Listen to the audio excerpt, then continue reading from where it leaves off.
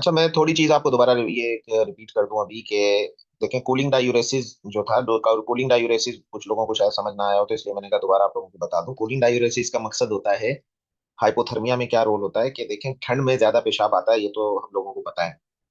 ठीक है, ये नॉर्मली हम सब लोगों के साथ हो रहा होता है। जब बहुत ज्यादा सर्दी होती है तो आप देखेंगे क्यों ज्यादा पेशाब आता है, उसका रीजन, उसकी पैथोफिजियोलॉजी क्या है कि क्योंकि हमारी वेजो कंस्ट्रिक्शन होती है रिस्पॉन्स में। ठीक है, और वेजो कंस्ट्रिक्शन की वजह से आपका क्या इशू होगा कि ब्लड वेसल्स कंस्ट्रिक्ट होंगी, ब्लड सेंट्रल सर्कुलेशन हार्ट और किडनी की तरफ शिफ्ट हो जाएगी ना आपकी। ठीक है, ब्लड की जो सर्कु जब कंस्ट्रिक्शन होगी तो ब्लड की सर्कुलेशन सारी हार्ट होगी, और किडनीज को लगेगा कि वॉल्यूम ज्यादा हो गया है। ठीक है, वेजो कंस्ट्रिक्शन के रेस्पॉन्स में जब ब्लड सर्कुलेशन बढ़ जाएगी आपकी towards the heart and kidney, तो सेंस करेगा किडनी के भाई वॉल्यूम ज्यादा हो गया है, और वो क्या करेगा, ज्यादा यूरिन बना देगा। ज्यादा यूरिन बनाएगा तो इस फेनोमेना को कूलिंग डायूरेसिस कहते हैं। ठीक है, कूलिंग डायूरेसिस कहते हैं ठंड की वजह से ज्यादा पेशाब आना। लेकिन जो पेशेंट वैसे ही हाइपोथर्मिया में होते हैं ना, उन पेशेंट के अंदर डिहाइड्रेशन और हाइपोटेंशन मजीद वर्स हो सकती है कूलिंग डायूरेसिस से।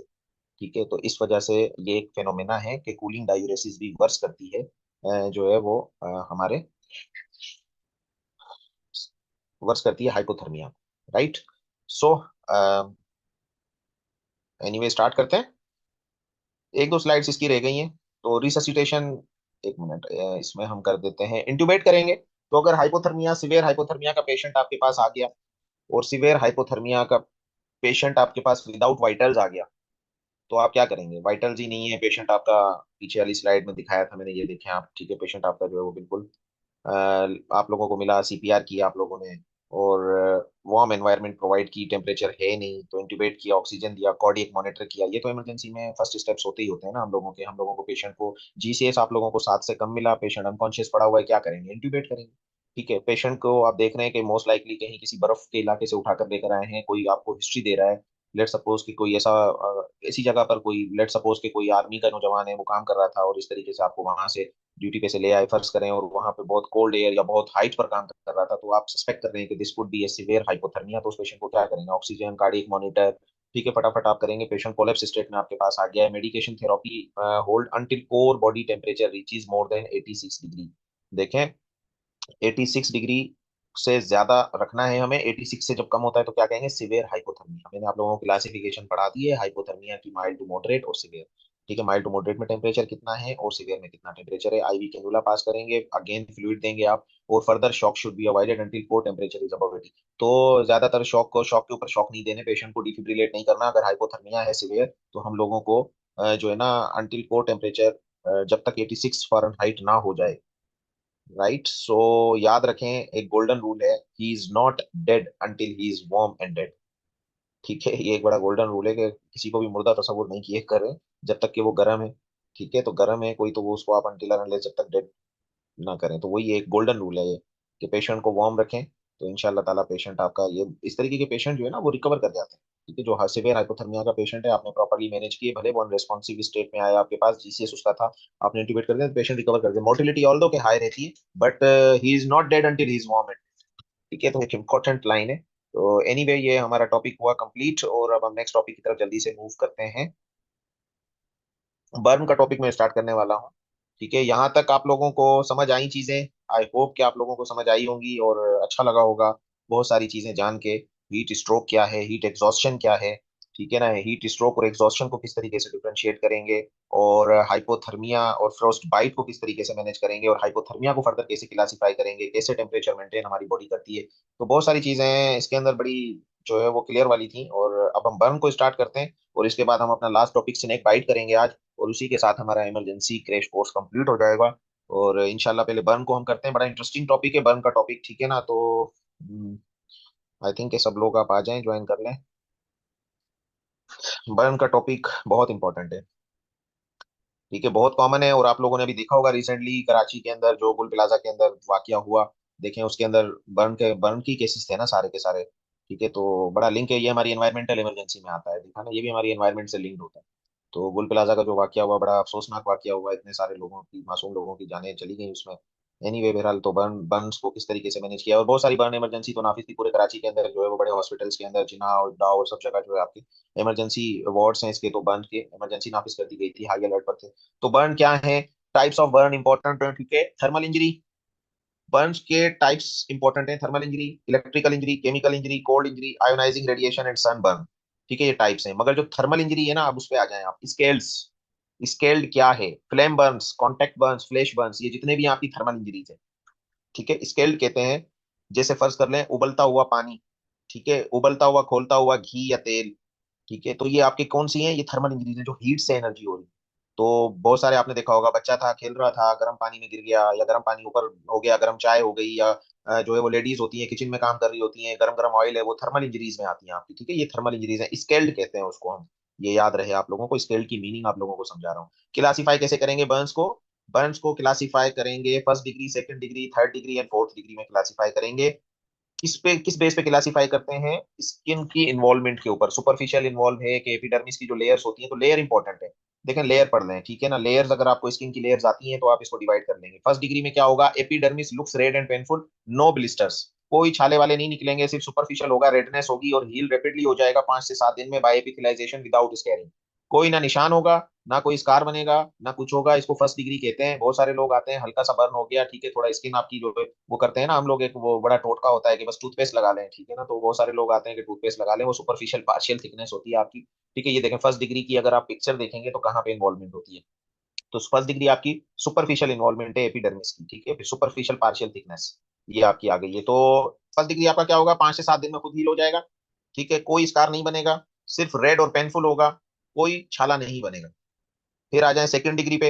अब देखें, affected area is mottled red painful with blister. Second degree में आपके छाले बन जाएंगे, ये आपके पास आ गए, छाले बन जाएंगे, हील और एपिथेलाइजेशन होगी, 14 से 21 दिन लगेंगे भाई। ठीक है ना। ये जो आते हैं ना बर्न वाले केसेस के, डॉक्टर साहब सही नहीं हो रहा, सही नहीं हो रहा, तो भाई बता दें उनको कि जब सेकंड और थर्ड डिग्री है तो फिर तो जो है वो आपका टाइम लगेगा। ठीक है, देख सकते हैं 3 हफ्ते तक लग रहे हैं ऑलमोस्ट। ठीक है, 3 हफ्ते लग जाएंगे, नॉर्मल सुपरफिशियल में ही 1 हफ्ता लग रहा है आपका। तो ऑब्वियसली फिर सेकंड डिग्री और थर्ड डिग्री की जो इन्वॉल्वमेंट है, तो इसमें पेशेंट आपके पास विथ ब्लिस्टर्स हील बाय एपिथेलाइजेशन। अच्छा, ये स्कार बनाएगा जहां पे एपिथेलाइजेशन से हीलिंग हो रही है, तो ऑब्वियसली ये स्कार भी छोड़ेगा, निशान भी छोड़ेगा। ठीक है, अगला सवाल बर्न के पेशेंट्स का यही हो रहा होता है, डॉक्टर साहब ये भर तो जाएगा लेकिन ये निशान तो नहीं हो जाएगा। ठीक है, निशान का क्या करें? तो ये अक्सर करके होता है superficial second degree burn heels causing pigmentation, pigmentation भी करेगा सुपरफिशियल सेकंड डिग्री। देखिए सेकंड डिग्री आपका फर्दर फिर दो चीजों में डिवाइडेड किया है, सुपरफिशियल सेकंड डिग्री और deep second degree. Burn heels causing scaring and pigmentation, तो सेकंड डिग्री फर्दर डिवाइडेड है। पहले तो आप सिर्फ सेकंड डिग्री को पकड़ के रखें, फिर उसके बाद देखें सुपरफिशियल सेकंड डिग्री है कि डीप सेकंड डिग्री है। सुपरफिशियल सेकंड डिग्री आपकी जो है वो पिगमेंटेशन डेवलप करेगा, और डीप सेकंड डिग्री आपका जो है कॉजिंग स्कैरिंग एंड पिगमेंटेशन दोनों करेगा, निशान भी करेगा, पिगमेंटेशन भी करेगा। Deep second degree. Third degree में क्या होगा? The affected area is charred parchment like. ये वर्ड याद कर लें आप लोग, चार्ड पार्चमेंट लाइक। ठीक है, इसको चार्ड पार्चमेंट ही प्रोनाउंसिएशन करते हैं, इसकी प्रोनाउंसिएशन मैंने खुद ने जो है वो कंफर्म की है। इसको हम चार्ड पार्चमेंट लाइक कहते हैं। और ये वर्ड आप याद कर लें क्योंकि ये एग्जाम में आता है कि चार्ड पार्चमेंट लाइक बर्न है, तो ये हमेशा याद कर लें कि third degree burn. The affected area is a charred parchment like. ठीक है, अच्छा, चार्ट पार्चमेंट कहते किसको हैं, ये भी थोड़ा सा मैं आप लोगों को समझा दूं ताकि याद रहने में आसानी हो। चार्ट पार्चमेंट का मतलब है कि लेदर लाइक स्किन, ये देख रहे हैं जैसे चमड़ी बिल्कुल, ये पेशेंट को देखें आप, पेशेंट को देखें, मेरा एरो देखें आप। ठीक है ना, चमड़े की तरह जो नहीं हो जाती स्किन, जलकर जो है वो बिल्कुल जैसे सूख जाती है, और सूखने के बाद ये देखें चमड़ी, चमड़ी को देखें आप, तो इसको चार्ट पार्चमेंट कहते हैं। जब ऐसी स्किन हो जाएगी तो this is your third degree. And painless हो जाती है, इनसेंसिटिव हो जाती है, इन लोगों को जो है ना वो पेन ही नहीं हो रहा होता, क्योंकि thrombosis of superficial vessels, it requires grafting. यहाँ पर आपको ग्राफ्ट रिक्वायर्ड होगा, यहाँ पे आपका प्लास्टिक सर्जन इन्वॉल्व होगा। ठीक है, प्लास्टिक सर्जन को इन्वॉल्व करना पड़ेगा। तो char denatured insensitive contracted full thickness burn is called eschar. ठीक है, एस्कार, इसको एस्कार पढ़ेंगे हम। तो एस्कार की डेफिनेशन भी इंपॉर्टेंट है। एस्कार वर्ड कहा जाता है अगेन चमड़े की तरह जो स्किन हो जाती है, ये जैसे हुआ हुआ लेदर लाइक स्किन, हम ये कह सकते हैं लेदर लाइक स्किन। ठीक है, तो इसको हम एस्कार कहते हैं। तो ये देखें, charred denatured insensitive contracted full thickness burn, ये थर्ड डिग्री में होती है। ये आप ये वर्ड याद कर लें, ये चार्ड पार्चमेंट और एस्कार जो वर्ड है ये आपके थर्ड डिग्री में होंगे। These wound must heal by reepithelialisation from the wound edge. और फोर्थ डिग्री क्या है? Involve the underlying tissues. Fourth degree में तो मसल बोन सब इन्वॉल्व हो जाती है, आपकी स्किन से आगे कहानी चली गई है। ठीक है, और जो अभी आप लोगों ने डेथ्स देखी होंगी गोल प्लाजा में जो हुई है बर्न से, वो फोर्थ डिग्री की हैं। ठीक है ना, वो क्योंकि उसमें आप देख सकते हो कि उनकी हड्डियां कुछ बाकियात बचे हैं जो अभी तक मतलब आइडेंटिफाइबल भी नहीं है। मीडियाज पे चल रहे हैं, आप देख रहे होंगे, डिफरेंट टीवी चैनल्स पर कल भी दिखा रहे थे वीडियो के, जिनकी मतलब बोन्स नजर आ रही हैं कुछ है। तो ये जब आपकी बोन और मसल्स इन्वॉल्व हो जाए तो that is your fourth degree. ठीक है, और अगर स्किन तक कांटेक्ट है तो थर्ड डिग्री। और थर्ड डिग्री के दो लफ्ज याद कर लें, चार्ट पार्चमेंट और इसका लेदर लाइक स्किन हो जाएगी, चमड़े की तरह की स्किन हो जाएगी, सूख कर बिल्कुल। Depending on the thickness of skin involve, partial thickness Burns कौन से होते हैं और फुल थिकनेस बर्न्स कौन से होते हैं, आइदर फर्स्ट और second degree burn which is red and painful. ठीक है, तो पार्शियल थिकनेस बर्न में आपके फर्स्ट और सेकंड डिग्री आ जाते हैं और ब्लिस्टर्स के साथ आ जाते हैं। फर्स्ट में तो ब्लिस्टर होते नहीं है, सेकंड डिग्री में ब्लिस्टर बन जाते हैं, लेकिन ये पार्शियल थिकनेस बर्न है। और फुल थिकनेस बर्न में क्या होगा, third degree burn which is charred insensitive. देखे ना, इतना ज्यादा बर्न हो जाती है थर्ड डिग्री में कि वो इनसेंसिटिव हो जाता है, उसको पेन ही नहीं होता पेशेंट को। ठीक है, deep involving all layers of the skin, all layers of involve the full thickness burn है। Anyway depending on the percentage of the burn. ठीक है, फिर परसेंटेज बड़ा इंपॉर्टेंट है, एरिया को जो हम लेते हैं ना वो इंपॉर्टेंट है, उस पर आप क्लासीफाई कर दें कि ये माइल्ड है, मॉडरेट है या सीवियर बर्न है। तो कब कहेंगे, तो पार्शियल थिकनेस बर्न अगर आपका 15% से कम है एडल्ट में और 10% से कम है आपका बच्चों में, और फुल थिकनेस बर्न आपका लेस देन 2% है, तो आप उसको माइल्ड में कैटेगराइज करेंगे। This is the classification of burn on the basis of percentage of burn, कितने परसेंट बर्न हुआ है। ठीक है, मॉडरेट में क्या होगा, पार्शियल थिकनेस आपकी 15 से 25। ठीक है, 15 से 25 की फिगर याद रखें, फिर एक जगह 15 से कम कर दें और एक जगह 25 से ज्यादा कर दें, आपको याद हो जाएगा। ठीक है, 15 to 25 को ले लें मॉडरेट में, जब मॉडरेट याद हो गया तो माइल्ड और सिवियर आपको खुद याद हो जाएगा इजीली। ठीक है, तो बड़ा आसान सा फॉर्मूला है कि पार्शियल थिकनेस का जो बर्न है वो 15 to 25% अगर एडल्ट में है और 10 to 20% इन चिल्ड्रन में है, तो फुल थिकनेस बर्न आपका या तो 2 to 10% है, आप मॉडरेट देंगे उसको। और पार्शियल थिकनेस का बर्न अगर 25% से ज्यादा है एडल्ट में और 20% से ज्यादा है चिल्ड्रन में, तो फुल थिकनेस बर्न अगर आपका मोर देन 10% है। ठीक है, फुल थिकनेस बर्न देखे ना पीछे, दोबारा मैं आता हूँ स्लाइड पे, पार्शियल थिकनेस बर्न और फुल थिकनेस बर्न पहले ये याद होने चाहिए, तो ये समझ आए। ठीक है, माइल्ड, मॉडरेट और severe Burns involving eyes, year, feet, hand, perineum, ये सीवियर होते हैं भैया आपके। ठीक है, अच्छा कैसे असेस करेंगे, वेलेस रूल ऑफ 9, बड़ा फेमस रूल ऑफ 9 है, ये तो फॉर्मूला याद होना चाहिए सबको। ठीक है, कोई भी पेशेंट हमारे पास अगर आ जाता है बर्न का, तो बड़ा ही सिंपल रूल है। ठीक है, रूल ऑफ 9, 9 9 9, ये देखें हेड पे भी 9 लिखा हुआ है, चेस्ट पे भी 9+9 लिखा हुआ है और आर्म्स पे भी 9 9 लिखा हुआ है, सारों को कैलकुलेट कर लें। ठीक है, और बच्चे के अंदर क्या डिफरेंस होता है, ठीक है, बच्चे का अलग दिया हुआ है एरिया। तो वेलेस एक साइंटिस्ट है जिसने रूल ऑफ 9 बनाया। ठीक है, और हेड एंड नेक को उसने क्या किया, 9% दे दिया। ठीक है, बच्चों में उसको 18% दे दिया, इन्फेंट में उसको 20% दे दिया, जो बिल्कुल ही छोटा बच्चा है। तो ये क्लासिफिकेशन है। Front of chest and abdominal wall को क्या किया, फिर अगेन 18% दे दिया। ठीक है, फ्रंट फ्रंट और बैक को, फ्रंट का और back of the chest and abdominal wall को भी 18% दे दिया, तो ये 100% आपका बॉडी सरफेस एरिया बन गया। अपर लिम, लोअर लिम, पेरिनियम, पेरिनियम का 1% दिया है इसने। ठीक है, अच्छा बच्चों में जो डिफरेंस आ रहा है वो आप देख सकते हैं। ठीक है ना, its head and lower limb percentage वो डिफर इन एडल्ट चिल्ड्रन। बच्चों में और बड़ों में फर्क क्या है, हेड और लोअर लिम का फर्क है, ये याद रहे। ठीक है, बाकी तकरीबन आपको सिमिलर ही मिलेंगी चीजें, 18 18 ही मिल जाएगा। लेकिन और अभी आगे मैं आपको क्लियर करता हूँ, ये रूल ऑफ 9 आगे और क्लियर हो जाएगा, आप लोगों को याद हो जाएगा। लेकिन ये पिक्चर भी अगर आप लोग याद कर लें, देखें 9 9 9 9 का रूल है ना। ठीक है, ये पूरी टेबल है कि फ्रंट ऑफ चेस्ट को कितना देंगे, 18 हो गया। ठीक है, फिर बैक ऑफ चेस्ट को कितना हो गया, 18 हो गया। फिर उसके बाद लोअर लिम को कितना हो गया, ये आपका 18 18 आ गया, तो 36। अपर लिम का भी जो है वो 9+9, एक लिम का 9 है तो दो लिम का कितना हो गया, 18% हो गया। तो ये सारी परसेंटेज को कैलकुलेट करेंगे 100%। और चिल्ड्रन को किस तरीके से डिफरेंशिएट करेंगे, चिल्ड्रन और एडल्ट में फर्क यही है कि हेड और लोअर लिम्ब का फर्क है, हेड उनका उनका 18% है, यहाँ पर 9% है। ठीक है, देख लें एडल्ट के अंदर 9% है हेड और यहाँ पर 18% है। ठीक है, तो ये एक मेजर डिफरेंस आ रहा है। और फिर लोअर लिम्स, और फिर आपका जो है वो लोअर लिम का फर्क आ जाता है, 13.5 और 13.5 चाइल्ड में है और यहाँ पर तो 9 9 का रूल ही चल रहा है एडल्ट में। तो this is the difference basically. ठीक है, उसके बाद Charles done and Browder chart आता है, एक बड़ा इंपॉर्टेंट, ये दो साइंटिस्ट थे, इन्होंने भी जो है वो एक चार्ट ये बनाया है। और ये देख लें आप, रिलेटिव परसेंटेज, ये भी परसेंटेज कितना, क्योंकि जब भी कोई भी बर्न का पेशेंट हमारे पास आता है तो हम परसेंटेज या टोटल बॉडी एरिया कितना उसका जो है वो बर्न हुआ है वो डिसाइड करते हैं। ठीक है, तो ये भी एक चार्ट है। बहरहाल लेकिन ज्यादातर चार्ट रूल ऑफ 9 चलता है, मैं बता दूं रूल ऑफ 9 आप लोगों को याद होना चाहिए, ये एक इंपॉर्टेंट है। कोई भी पेशेंट हमारे पास आता है तो हम रूल ऑफ 9 अप्लाई करते हैं। और हिस्ट्री ऑफ बर्न इंपॉर्टेंट है, burning, anxious, tachycardia, tachypnoea, fluid loss. ठीक है, पैथोफिजियोलॉजी में क्या होगा, हीट क्या करेगी भाई, बर्न क्या करेगा, कोगुलेशन, नेक्रोसिस ऑफ स्किन करेगा, सबक्यूटेनियस टिश्यू करेगा, उसके रिलीज में आपके वेजो एक्टिव पेप्टाइड्स रिलीज होंगे जो कि अल्टर कर देंगे आपकी कैपिलरी परमिएबिलिटी को। लॉस ऑफ फ्लूइड होता है इसमें, प्रॉब्लम ये, जब लॉस ऑफ फ्लूइड होगा तो क्या होगा, सीवियर हाइपोवोलेमिया होगा, Altered pulmonary resistance causing pulmonary oedema होगी, पेशेंट इन्फेक्शन में जाएगा, पेशेंट सेप्सिस में जाएगा, पेशेंट मल्टी ऑर्गन डिसफंक्शन में जाएगा। ठीक है, सर सिंड्रोम पता है ना। ठीक है, सर सिंड्रोम हम इसको कहते हैं, और ड्यू टू एमओडीएस जो है मल्टी ऑर्गन डिसफंक्शन है। सिस्टम, और सर किसको कहते हैं, सिस्टमिक इन्फ्लेमेटरी रिस्पॉन्स। ठीक है सर्स, तो पेशेंट आपका जब इन्फेक्शन डेवलप करेगा, पेशेंट सेप्सिस में जाएगा, पेशेंट आपका मल्टी ऑर्गन फेलियर में जाएगा। ये इसकी पूरी पैथोफिजियोलॉजी है, कहाँ से स्टार्ट हुई, कैसे हीट क्या करेगी, नेक्रोसिस। और फिर उसके बाद हम आ जाते हैं इफेक्ट ऑफ बर्न इंजरी पे। ठीक है, तो बर्न इंजरी के क्या इफेक्ट होते हैं, पेशेंट आपका क्योंकि इसमें फ्लूइड लॉस होता है तो पेशेंट आपका शॉक के साथ प्रेजेंट करेगा, हाइपोवोलीमिया होगा, रीनल फेलियर के साथ प्रेजेंट करेगा, पल्मोनरी एडिमा है, रेस्पिरेटरी इन्फेक्शन, एआरडीएस इन्फेक्शन है, जीआईटी में कर्लिंग अल्सर और कुशिंग अल्सर दो बड़े फेमस अल्सर हैं, आप लोगों ने सुने होंगे। जीआई में जो अल्सर होते हैं उसको कर्लिंग अल्सर्स कहते हैं। तो बर्न के पेशेंट्स में कर्लिंग अल्सर्स कॉमन होते हैं। फ्लूइड एंड इलेक्ट्रोलाइट इम्बेलेंस होगा। स्कार फॉर्मेशन, ये लफ्ज में पढ़ा चुका हूँ कि लेदर लाइक स्किन जब आपकी हो जाती है, इनसेंसिटिव हो जाती है, थर्ड डिग्री बर्न में हो जाता है, तो उसको हम स्कार फॉर्मेशन कहते हैं, और ये आगे भी क्लियर होगा अभी। ठीक है। Electrical injuries often causes fractures, major internal organ injuries and convulsions के साथ। डेवलपमेंट ऑफ कॉन्ट्रेक्चर होगा, ऑब्वियसली कॉन्ट्रेक्चर तो डेवलप होते हैं बर्न के पेशेंट्स में। Inhalation burns causes pulmonary oedema, ठीक है, रेस्पिरेटरी अरेस्ट, एआरडीएस, क्योंकि जो धुआं निकल रहा है जो बर्न से जहां से, तो वो भी तो हम इनहेल कर रहे हैं ना, तो वो क्या क्या करेंगे, वो भी पल्मोनरी एडिमा हो सकता है उस वजह से। Chemical injuries causes severe GI disturbances like erosion, मैंने बताया जो कर्लिंग अल्सर्स होते हैं। ठीक है। तो केमिकल इंजरी क्या करेगी, सिवियर जीआई डिस्टर्बेंस कर सकती है, like erosion, perforation, structure oesophagus, pyloric stenosis, mediastinal injury. Toxic shock syndrome हो गए। Other problems commonly seen are DVT भी देखा जाएगा, पल्मोनरी एम्बोलिज्म भी हो सकता है, urinary infection, bed sore, severe malnutrition with catabolic status and respiratory infection. ये सारे फीचर्स हैं जो बर्न के पेशेंट में आपको मिल सकते हैं, और डिफरेंट किस्म के बर्न में मिल जाते हैं, जिसमें इनहेलेशन बर्न आ जाता है, केमिकल इंजरी भी आपकी आ गई है।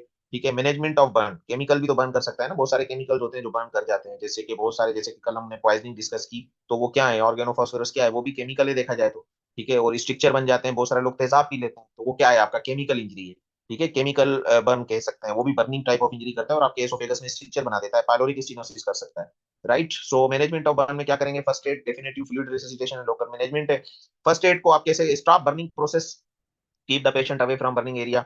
आग को बुझाने की कोशिश करनी है, पेशेंट्स को निकालना है, जैसे कि अब मैं कुल प्लाजा की बार बार एग्जांपल दे रहा हूँ। ठीक है। तो वहां से निकालना है पेशेंट्स को, मगर पेशेंट तो अनफॉर्चुनेटली नहीं निकल सके वहां से, जो निकले, जो जख्मी बहुत सारे जिनको अल्लाह ताला ने जिंदगी देनी थी, वो लोग पहुंच गए हॉस्पिटल। ठीक है। Cool the area with the tape water bye continuous irrigation for 20 minutes. अब ये देखें, जो भी कभी भी कोई भी बर्निंग का केस हो जाए तो उसको पानी से धोना है, मगर उसको बहुत ज्यादा ठंडे पानी से नहीं धोना है, ये एक इंपॉर्टेंट है। पहली बात तो ये है कि बहुत सारे लोग कहते हैं भाई ठंडे पानी से नहीं धो, या मतलब पानी से ही आप ना धोएं, वो एक गलत मिथ है। ठीक है। धोना चाहिए, और मुसलसल धोना चाहिए, और कब तक धोना चाहिए, 20 मिनट्स तक।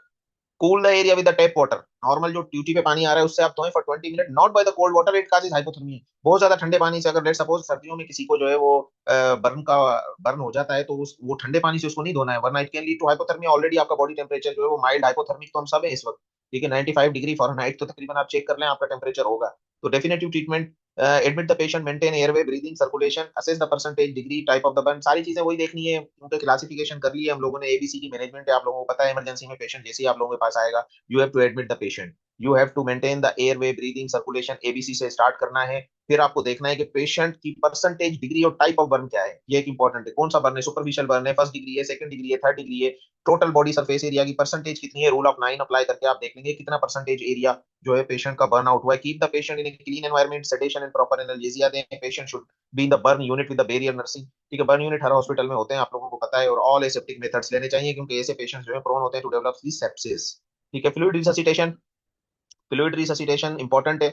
कैसे करनी है बर्न के पेशेंट में, फ्लूइड मैनेजमेंट होता है, क्यों क्यों होता है, क्योंकि मैंने बताया कि नेक्रोसिस होती है और सारी पैथोफिजियोलॉजी बताई, और हाइपोवोलीमिया लीड होता है, पेशेंट डिप्लीटेड होते हैं, हाइपोवोलेमिक शॉक के साथ प्रेजेंट करते हैं, पानी निकल चुका होता है अंदर से स्किन का ऊजिंग कर करके। ठीक है। तो इसलिए फ्लूइड इंपॉर्टेंट है, मगर फ्लूइड के अंदर जो most famous different formulas apply होते हैं, लेकिन पार्कलैंड फार्मूला मोस्ट इंपॉर्टेंट और मोस्ट कॉमन है, जो हम लोग अप्लाई करते हैं अपने वार्ड्स में। लेकिन आप लोगों को नाम आने चाहिए, क्योंकि ये एग्जाम्स में आते हैं कि कौन सा फ्लूइड रिससिटेशन के लिए फार्मूलाज अप्लाई होंगे। पार्कलैंड रेजिम आती है, मूविर बर्कले रेजिम आती है, ठीक है, और गेल्विस्टोन रेजिम आती है जो पेडियाट्रिक बर्न में अप्लाई होती है, मॉडिफाइड ब्रूक फार्मूला है, इवॉन्स फार्मूला है। अब मैं इनकी सबकी डिटेल्स में नहीं जाऊंगा, मगर मैं पार्कलैंड की डिटेल में जरूर जाऊंगा आप लोगों के लिए। क्यों क्यों, और मूविर एंड बर्कले रेजिम भी मैं आपको क्लियर कर देता हूँ। ठीक है। ये याद कर लें कि गेल्विस्टोन रेजिम जो है वो पेडियाट्रिक के लिए अप्लाई होती है, ये याद कर लें, गेल्विस्टोन सिर्फ पेडियाट्रिक में अप्लाई होती है, पार्कलैंड दोनों में अप्लाई होती है, एडल्ट में भी अप्लाई होती है और बच्चों में भी अप्लाई होती है। पार्कलैंड फार्मूला बड़ा फेमस है। क्या करेंगे, 4 ml, 4 ml याद करें सबसे पहले। उसके बाद परसेंटेज बर्न, कितना परसेंट बॉडी, 9% रूल वाला अप्लाई करें भाई। 36% है, 30% है, 40% है, 18% है, कितना परसेंट बॉडी का जो है वो बर्न आउट हुआ है, रूल ऑफ 9 अप्लाई करें, वेलेस रूल। और फिर उसके बाद क्या करेंगे कि पर केजी बॉडी वेट, फिर बॉडी वेट देख लें, 70 किलो का बंदा है, 80 किलो का है, 90 किलो का है, और 24 आवर में फिर हम उसका ये फार्मूला है निकालने का। ठीक है। मैं आगे एग्जांपल दूंगा, आप लोगों को क्लियर करूंगा कि कैसे हम कैलकुलेट करेंगे। ठीक है। लेकिन ये फार्मूला माइंड में रखें कि भाई परसेंटेज बर्न की और बॉडी वेट पेशेंट का, और उसको 4 ml से मल्टीप्लाई करना है और 24 घंटे से डिवाइड कर देना है, तो आपका जो टोटल फ्लूइड आएगा उसको 24 घंटे से आप डिवाइड कर देंगे, तो उसमें से 50% आपका जो होता है वो maximum percentage consider is 50%, half of the volume is given. शुरू के 8 घंटे में देना है आपको 50%, जो भी वैल्यू आएगी उसको 8 घंटे में देना है, और बाकी आप 16 घंटे में देंगे। तो 8 और 16 की दो विंडो याद कर लें। ठीक है, दो विंडोज इंपॉर्टेंट है। शुरू का 50% आप 8 घंटे में देंगे और बाकी का 50% आप 16 घंटे में देंगे। मूयर एंड बर्कले रेजिम का भी जो है ना वो बड़ा एक है कि परसेंटेज बर्न्स को मल्टीप्लाई करें बॉडी वेट से और डिवाइडेड करते हैं 2 से, तो ये आपके रोटेशन लिखी हुई है, देख रहे हैं, 1 रेशन 3 रेशन, ये डिवाइडेड होते हैं फर्दर। मैं आपको आगे क्लियर करता हूँ, इसमें आपको क्लियर नहीं हो। मॉडिफाइड ब्रूक फार्मूला, अच्छा इवॉन फार्मूला पुराना हो गया, आजकल अप्लाई नहीं होता, ये भी आप लोगों को लेटेस्ट बता दूं मैं, इवॉन फार्मूला हम लोग अप्लाई नहीं कर रहे होते, मॉडिफाइड ब्रूक फार्मूला अप्लाई हो जाता है। मॉडिफाइड ब्रूक फार्मूला क्यों अप्लाई होता है, क्योंकि जो पेशेंट आपके पल्मोनरी एडिमा से बचाता है, बहुत ज्यादा ओवर एग्रेसिव फ्लूइड देने से बचाता है, इसलिए मॉडिफाइड ब्रूक फार्मूला का डिफरेंस ये आप देख सकते हैं कि 2 to 4 ml वहां पर गुंजाइश दे दी है, ठीक है ये पार्कलैंड वाला फार्मूला ही देखा जाए तो तकरीबन आपको वही मिलेगा। ठीक है, और इसमें जो फ्लूइड ऑफ चॉइस है आपका वो रिंगोलेक्टेट है, याद रखें। ठीक है, अब आप इंशाल्लाह मेरी वर्कशॉप ज्यादा डिटेल्स में नहीं बताऊंगा, आप वर्कशॉप इंशाल्लाह लें आईवी फ्लूइड की, तो उसमें और ज्यादा मैं आप लोगों को डिटेल बताऊंगा, लेकिन फ्लूइड ऑफ चॉइस बहरहाल बर्न के लिए जो है रिंगोलेक्टेट है आपका। ठीक है, और ये पार्कलैंड फार्मूला आ गया जो मैं चाह रहा था आप लोगों को क्लियर करना। ठीक है, ये आप याद करें क्योंकि ये अप्लाई होता है 4 ml into total body surface area, ठीक है, percentage into body weight, total fluid in 24 hour. तो बड़ा आसान सा फार्मूला है, 4 ml बस हमें याद रखना है, और 4 ml के बाद हम परसेंटेज खुद देख लेंगे, पेशेंट हमारे पास आया भाई कितने परसेंट इसका बॉडी एरिया बर्न आउट हो गया है, वो हम निकाल लेंगे, उसको मल्टीप्लाई कर देंगे उसके बॉडी वेट से, सिंपल है, और उसको डिवाइडेड कर देंगे 24 आवर से। ठीक है, 24 घंटे में कितना देना है, तो उसका 50% जो आएगा वो हम 8 घंटे में देंगे, और जो बाकी का 50% आएगा वो 16 घंटे में देंगे। और टाइमिंग इंपॉर्टेंट है, कब से 8 घंटे और कब से 16 घंटे, जब से आपके पास पहुंचा है इमरजेंसी में तब से नहीं। Timing start from the time of burn, not the hospital arrival, ये याद कर लें कि ये टाइम जब आप पूछेंगे या पेशेंट का जब टाइम आप डिसाइड करेंगे कि ये 8 घंटे में देना है कि ये 16 घंटे में देना है, तो आपके पास जब पेशेंट आया तब से नहीं। ठीक है, टाइम ऑफ बर्न, कब से ये वाकया हुआ है, इवेंट कब हुआ है, तब से आप कैलकुलेट करेंगे ये 24 घंटे की विंडो, 8 घंटे और 16 घंटे वाली window. Fast method, rule of 9 आ गया। अब ये देखना, ये और क्लियर हो गया, यहाँ पे सब चीजें आपको एक ही समराइज हो जाएंगी। ठीक है, fast method to estimate the total body surface area, head and neck 9% को फ्रंट से दे दें। ठीक है, 9% है, फ्रंट से 4.5%, बैक से 4.5%, टोटल बन गया आपका 9% head and neck. Each arm, एक आर्म का 9%, तो दोनों आर्म का कितना हो गया, 18 हो गया। एंटीरियर ट्रंक आपका 18% और पोस्टीरियर ट्रंक 18, 36 ही हो गया आपका। ईच लेग, एक लेग को आप 18% दे दें। ठीक है, फ्रंट से 9%, बैक से 9%, तो 18% हो जाएगी आपकी ईच लेग। पेरिनियम आपका 1% बनाएगा, तो ये टेबल याद करना बहुत आसान है कि हम हेड एंड नेक को जो है वो 9% दे देंगे, आर्म को हम 9% दे देंगे, 18 दे देंगे, और ये आपका 100% बॉडी एरिया बन गया रूल ऑफ बेले से। अब एग्जाम्पल देख लेते हैं, एक 25 साल का मेल है जिसका वेट है 79 kg। ठीक है, बर्न एरिया सुन लें उसका, बैक ऑफ राइट आर्म जल गया भाई। ठीक है, उसका जो आपके पास प्रेजेंट किया है उसका राइट आर्म जो है ना वो जला हुआ है, पोस्टीरियर ट्रंक भी जल गया। ठीक है, फ्रंट ऑफ लेग, लेग भी जल गई, और एंटीरियर हेड एंड नेक भी जल गया। ठीक है, तो अब आप आ जाएं टेबल पे, तो बैक ऑफ राइट आर्म को 4.5% था उसका, 18% था, 9% आपका फ्रंट ऑफ लेग 9% है, और एंटीरियर हेड एंड नेक आपका 4.5% है। तो टोटल बॉडी सरफेस जो उसका जला है, जो निकाला है आपने TDS से, टोटल बॉडी सरफेस एरिया, वो टोटल बन रहा है, जो जो चीजें उसकी जली हैं, 36%। 36% टोटल बॉडी एरिया उसका निकला है। 4 ml का फॉर्मूला याद रख लें, उसको मल्टीप्लाई करना है 36 से, और ये बंदा था 79 kg का आपके पास, सिनारियो पढ़ सकते हैं, 25 साल का मेल, वेट 79 kg, 79 को मल्टीप्लाई किया 36 से, और 36 को मल्टीप्लाई किया 4 से, 11,376 ml फ्लूइड टोटल देना है आपको 24 घंटे में। ठीक है, अब फर्स्ट 8 घंटे में क्या देंगे आप, पहले 8 घंटे में आपको 50% देना है, सॉरी, पहले 8 घंटे में, और बाकी जो फ्लूइड होगा वो आप देंगे इसका 16 घंटे में। ठीक है, मैं इसको फिर जूम करता हूँ। ठीक है, तो 11,376 बना, और 5,688, 5,688 ml फ्लूइड आप देंगे इसका 8 घंटे में, और नेक्स्ट 5,688 ml देंगे आप 16 घंटे में। तो टोटल इन 24 आवर में कितना जाएगा, 11,376, और टाइम कब से स्टार्ट होगा, from the start of burn, not from the hospital arrival. ये क्लियर हो गया, ये पूरा फार्मूला यहाँ पे क्लियर हो गया। पेडियाट्रिक पार्कलैंड फार्मूला भी आता है, इसमें गोल्डन रूल याद रखें, 4-2-1 का रूल है। भाई बच्चों में 3 ml कर दें आप, ठीक है, वहां 4 ml का फार्मूला था, यहाँ पर 3 ml का फार्मूला कर दें बच्चों के अंदर। ठीक है, और फिर इसमें वेट के हिसाब से होता है, तो बच्चों के अंदर भी पेडियाट्रिक पार्कलैंड फार्मूला अप्लाई होता है। बड़ों में 4 ml, बच्चों में 3 ml को ले लें, बाकी फार्मूला वही रहेगा। उनका टोटल बॉडी सरफेस एरिया थोड़ा डिफरेंट है, ये याद रखें। ठीक है, बच्चों का बड़ों से किस में डिफरेंट है, उनका हेड 18% है, और उनकी लेग भी जो है लोअर लेग्स वो भी 18% है। बाकी तकरीबन ऑलमोस्ट सिमिलर ही फॉर्मूला है। 4-1 का रूल है, 4 mg/kg for 10 kg of weight, plus 2 ml/kg for the next 10 kg of weight, plus फिर जैसे वेट आप बढ़ाते जाएंगे तो उस हिसाब से आप फ्लूइड जो है उसका करते जाएंगे। ये मेंटेनेंस फ्लूइड है, ये मेंटेनेंस है। 4-1 का जो रूल है वो मेंटेनेंस थेरेपी के लिए है, याद रहे। ठीक है, इनिशियल के लिए आपको 3 ml की ही देना पड़ेगा, लेकिन जो मेंटेनेंस थेरेपी है वो इस हिसाब से देनी पड़ेगी। ठीक है, फिर अच्छा मूयर एंड बार्कले फार्मूला जो था, ये 36 आर डिवाइडेड इनटू, जो है 4-4 घंटे की विंडोज के अंदर, और 6-6 घंटे की और 12 घंटे की विंडोज के अंदर डिवाइड करते हैं हम। ठीक है, 0.5 into total body surface area into weight, ये दो चीजें कांस्टेंट मिलेंगी आप लोगों को, ये याद रखें। बॉडी सरफेस एरिया आप लोगों को निकालना ही निकालना पड़ेगा, वेट पेशेंट का आपको मालूम होना चाहिए। ये वैल्यू आप चेंज कर सकते हैं डिफरेंट फार्मूला में। पार्कलैंड में आप लोगों ने 4 ml कर दी, यहाँ पे 0.5 को मल्टीप्लाई करना है। और ये विंडोज याद रखें, 36 घंटे की विंडो है, उसकी 24 घंटे की विंडो थी मूविर एंड बार्कले में। और उधर फ्लूइड ऑफ चॉइस था, ये भी मैं क्लियर कर दूं कि पार्कलैंड में फ्लूइड ऑफ चॉइस आपका आ जाता है नॉर्मल सेलाइन या रिंगोलेक्टेट। मूविर एंड बार्कले फार्मूला में आपका फ्लूइड ऑफ चॉइस आ जाता है कोलाइड रिससिटेशन विद प्लाज्मा। ठीक है, ये फ्लूइड भी चेंज हो रहे हैं फार्मूला के हिसाब से। तो first 36 are divided into time period of 4 4 4। वहां पे कौन सी विंडो थी, 8 और 16 की। यहाँ पर कौन सी विंडो है, 36 घंटे में 4 4 4 घंटे की 3 विंडो, फिर 2 विंडो 6 6 घंटे की, और फिर एक 12 घंटे की विंडो है। ठीक है, अब आगे मैं बता देता हूँ कि ये क्या है, ये फार्मूला क्यों यूज होता है। ठीक है ना, और ये इसने अगेन वही फार्मूला दिया है, वहां 0.58 कर दिया, यहाँ डिवाइडेड बाई 2 कर दिया, बात एक ही है। ये मैं क्लियर करता चलूँ आप लोगों को। ठीक है, Muir and Barclay formula is a method used to estimate fluid resuscitation requirement particularly for colloid. आ गया ह्यूमन अल्बुमिन सोल्यूशन, कोलाइड देंगे इसमें। इसमें फ्लूइड ऑफ चॉइस आपकी जो है ना, बोथ रिंगोलेक्टेट एंड नॉर्मल सेलाइन तो नहीं। ठीक है ना, आप फ्लूइड एक ही कैलकुलेट कर लेना, दोनों फ्लूइड्स क्यों। तो बेरल particularly for colloid administration during the first 36 hour post burn, 36 hours की विंडो है, ये याद रहे। बुइर एंड बर्कले फॉर्मूला, ये एग्जाम्स में क्वेश्चन आ जाते हैं कि इसमें 24 आवर की विंडो है या 36 आवर में अप्लाई होगा। Often use to guide the replacement after the initial resuscitation phase, focusing on 12 hour interval. तो टोटल वॉल्यूम कितना देना है 0 से 36 घंटे में, कैसे देना है, अब आगे मैं दिखा, वो क्लियर करेगा। ठीक है, ये आ गई विंडो आपको जो क्लियर करेगी। ठीक है, the total fluid calculated above, ये रहा 0 से 4 घंटे। 4 घंटे में क्या करेंगे, ये टोटल फ्लूइड देना। फिर नेक्स्ट 4 से 8 घंटे, मतलब 4 4 घंटे की 3 विंडो है मैंने बताया था, और 6 6 घंटे की 2 विंडो है, ये देखें। ठीक है, ये 6 6 घंटे की और ये 3 विंडो आ गई आप। ठीक है, तो total fluid calculated in the following 6 period, 6 period है जिसके अंदर हम टोटल फ्लूइड देंगे। जो भी फ्लूइड आप लोगों ने कैलकुलेट किया, जैसे हमने पार्कलेट फार्मूला में कैलकुलेट किया, ऐसे ही इसका भी फार्मूला है कैलकुलेट करने का। लेकिन वहां पर विंडो दे रहे हैं 24 घंटे में, और मूविर और बर्कले फार्मूला में आप देंगे 36 घंटे में। मैं रिपीट कर रहा हूँ, ठीक है, फार्मूला क्या है, वेट इंटू टीबीएस, वही total body surface area divided by 2। ये आप निकाल लें नेक्स्ट 4 घंटे में, फिर इसको देना आपको जो है ना, इस विंडो में 36 आवर में 6 घंटे में कितना देना है, फिर 6 घंटे में कितना देना है, फिर इसको डिवाइड करेंगे आप। और इसमें कौन सा फ्लूइड ऑफ चॉइस होगा इस फार्मूले में, 4.5% ह्यूमन एल्बुमिन सोल्यूशन। ठीक है, the fluid use are normal saline, या fluids used are normal saline, Ringer lactate, Hartmann fluid, plasma, Ringer lactate is the fluid of choice. Ringer lactate is the fluid of choice. Blood is transfuse in later period after 48 hour. ठीक है, ये भी एक हो गया कि burn के पेशेंट में blood transfusion is not your first choice, क्या आप एकदम ब्लड ट्रांसफ्यूज कर दें, नहीं।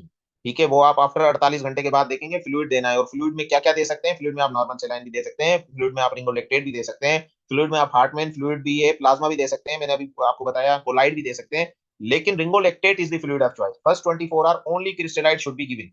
शुरू के 24 घंटे में आपको सिर्फ क्रिस्टलाइट्स देने हैं। अब चाहे आप नॉर्मल सेलाइन दे दें, चाहे आप रिंगोलिक्टेड दे दें, क्रिस्टलाइट्स क्या हैं, कोलाइट्स क्या हैं, क्या होते हैं, इसके लिए आप मेरी वर्कशॉप अटेंड करें आईवी फ्लूइड वाली। फिर मैं उस पर इंशाल्लाह क्लियर करूंगा, उसमें सारी चीजें बड़ी डिटेल में, क्रिस्टलाइट्स कोलाइट्स डिफरेंस क्या है, कैसे मैनेज करते हैं, बेसिक कॉन्सेप्ट्स क्या है, वो सब मैं वहां डिस्कस करूंगा आपके पास। After 24 hour up to 30 to 48 hours के बाद colloid should be given to compensate plasma loss.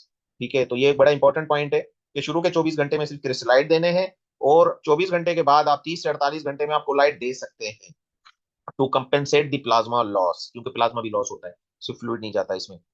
और क्या करेंगे भाई, urinary catheterization to monitor urinary output, important है। पेशेंट का 30 to 50 ml per hour should be the urine output. Output होना चाहिए, कितना आउटपुट आना चाहिए, जब हम कैथेटराइज कर देते हैं पेशेंट को तो हमें देखना है 30 टू 50 ml है। टेटानस टॉक्साइड, एटीएस का इंजेक्शन फेमस है, जाहिर बात है, बर्न हुआ है, तो टेटानस टॉक्साइड का इंजेक्शन भी लगाएंगे। मॉनिटरिंग दी पेशेंट, ठीक है, early pulse, BP, electrolyte analysis, blood urea, ये सारी चीजें आप देखेंगे। आईवी रेनिटिडीन, आजकल तो नहीं मिलती रेनिटिडीन, जेंटेक के नाम से आती थी। ठीक है, तो आप दूसरा सेमिटिडीन आती है, दूसरी चीजें आती है। क्यों देते हैं, क्यों देते हैं, क्योंकि जीआई में कर्लिंग अल्सर होते हैं, बर्न जीआई अल्सर काज करता है। तो रेनिटिडीन H2 ब्लॉकर है, H2 रिसेप्टर ब्लॉकर है, एसिडिटी को कम करता है। जेंटेक आप लोगों को पता है कि पहले तो मिलती थी, अब तो बैन हो गई है रेनिटिडीन।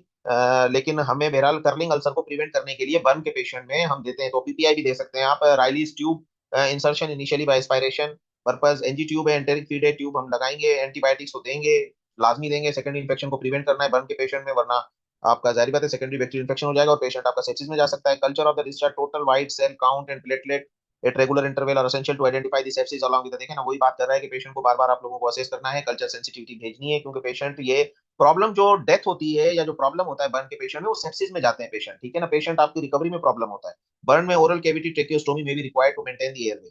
ट्रेकियोस्टोमी भी करनी पड़ सकती है अगर आपको एयरवे मेंटेन नहीं हो रहा, तो ट्रेकियोस्टोमी तक भी जाना पड़ेगा। Total parental nutrition is required for fast recovery. Orally intake पर एनपीओ पे डाल देते हैं हम पेशेंट को, टोटल पैरेंटल न्यूट्रिशन, इसको सिर्फ ड्रिप्स और उसी के जरिए खुराक मिल रही होती है।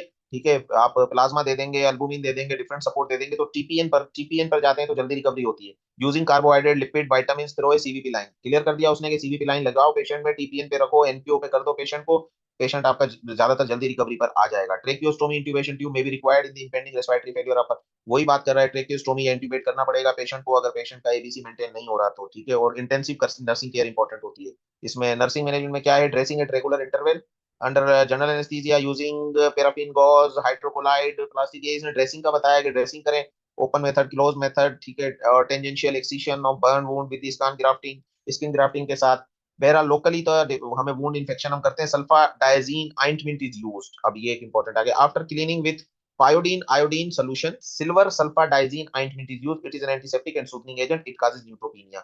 ठीक है, देखें क्विंच, क्विंच आती है आपकी, जब हम बर्न के पेशेंट में क्या अप्लाई करते हैं, ठीक है, आपका क्विंच क्रीम के नाम से आती है, और जाइलोएड भी हम लगा देते हैं फर्स्ट एड में, तो जो हम एडवाइस कर रहे होते हैं। ठीक है, तो सल्फाडाइजीन की जो है वो ड्रेसिंग होती है, ऑइंटमेंट हम लगाकर और पेशेंट की ड्रेसिंग कर देते हैं उसकी पायोडीन से सफाई करके, क्योंकि वो एंटीसेप्टिक भी और सूदिंग इफेक्ट भी देती है, मगर ये न्यूट्रोपिनिया का साइड इफेक्ट है।